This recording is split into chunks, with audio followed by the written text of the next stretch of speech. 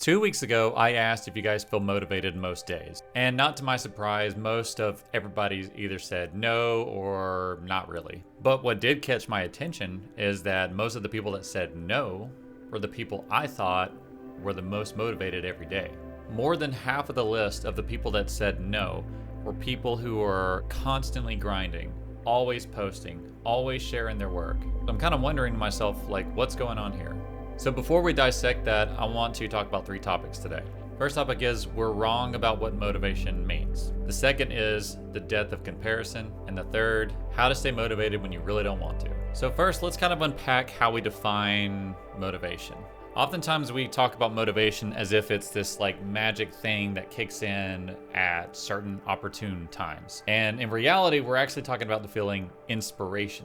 We feel inspired when we listen to podcasts or we read a book or we watch a video, and we think eventually that's going to turn into motivation. So let's think of each term kind of like a fire. First, you have inspiration. It's kind of like kindling a fire with pine straw. It's the quickest and brightest of them all, but it's also the fastest to burn out. All of that heat is gone in a moment. And motivation is like a small fire made of twigs and sticks. It's the next level up, and it remains for a while, and you can do a little bit more with it, but it's not as sustainable. And then finally we have the habit, which is the matured fire that's made out of really thick logs. This is the longest lasting of the 3. Basically what I'm saying is when there's no inspiration left and no motivation, you can lean back onto your habit to get the job done. So let's take a look at a diagram to see how people usually think this works. So most people think it goes in this fashion right here. They think they need to be inspired first, which then turns into motivation, which eventually builds a habit. Most people think they need to be inspired by watching videos, listening to a podcast, or reading a book to get enough gas to get that engine going. And then they hope to stay motivated long enough to form a habit. And in actuality, it's completely backwards. First, you got to form the habit, which takes around 3 weeks to a month, generally speaking. During this time, your brain is creating neural pathways in the areas in your head necessary for repeating an action. This is why we're so good at walking and using our hands, because we do it so much every day. And then after a while, these pathways will connect because you've repeated the task enough. And now you have a pipeline in which energy can flow consistently to you to form that habit. But there's still something missing here.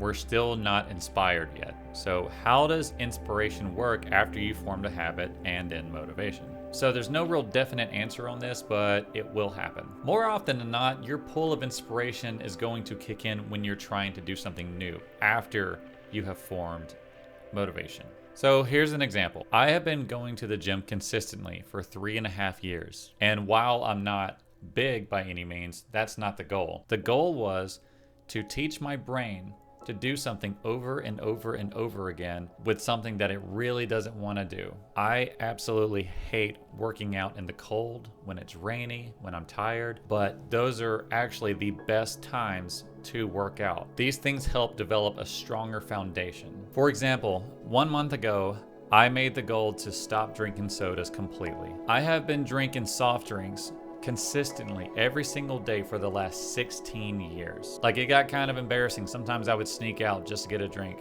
I struggled so hard to get rid of it, but I can finally say, as of today, I am 1 month off of soft drinks. And it was easier for me to do because, like I said, I've already formed the habit of going to the gym all the time. So my body was already used to a little bit of adversity. All right, so let's talk about comparison and how it can be the death of your happiness. One of the quickest ways to kill any sort of inspiration and motivation is by comparing yourself to somebody else. So I'm not going to tell you not to compare yourself, because you can't just turn that off. It's a tool that we have to help us be better in life. A better way of handling it is by understanding the roots. When we were created, we were not in flourishing towns and cities. We were in tribes and villages. So for example, one guy may have invented the boat, and he knows the boat needs to move, so he invented the paddle to push himself through. And then somebody else from an outside perspective could have been like, well, you're using a lot of energy to row yourself. Why don't we let the wind do the work? So they developed the sail. The guy with the outside perspective was able to compare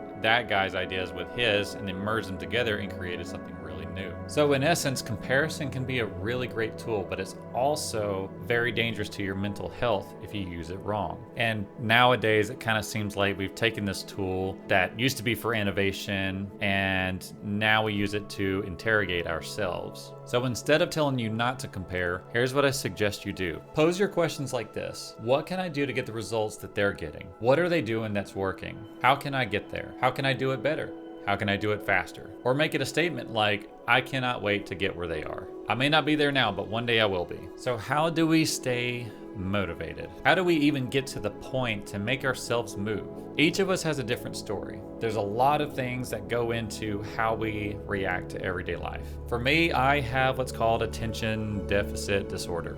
ADD for short. My brain is constantly looking for the next thing that's going to make me happy. That makes it much more difficult for me to get things done. One tip I have is I enter this thing called the Nike robotic mode. Basically, just do it. Now hold on before you get mad. Basically what I do to kind of paint a picture is that nasty feeling that we have right here where we just don't want to do the thing we need to do. What I do is I try to centralize that feeling right here in my gut.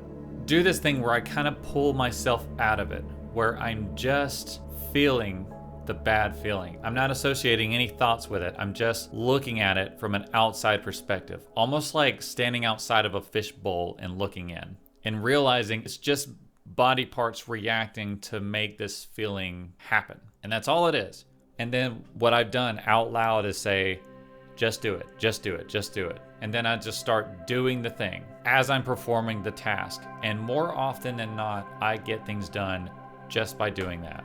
This really helps before you've maintained a habit and before you're motivated, before the inspiration. You're kind of going to bare bone stuff here.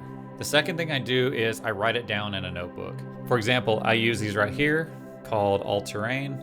I'll put a link down in the description. I'm not affiliated. And it also acts as a secondary journal because you know what you did that day. Unless you scratched it out like I did. You can't read a damn thing. But when you're making these lists, make sure they're realistic and have steps underneath. Number 2 is setting alarms. Specifically, when you set an alarm, make sure you label it. For example, if you need to do any kind of email list work, or if you have to call a client back, if you got to do contract signatures, whatever, set an alarm. If it's something that's going to take a longer time, make sure to set a timer and put it in front of you. And finally, on my last note, be easy on yourself. Don't ever say anything bad. Imagine that you're talking to your friend who's trying to better their life. You wouldn't call them a piece of garbage, or maybe you would, I don't know. Once you finally do it, once you finally develop that habit and you feel that motivation, it is the most empowering thing ever. Everything else afterwards is easier. It's not easy, but it is easier. And this ties back into the beginning of the video where I noticed that a lot of my friends who do really well say they're not motivated every day.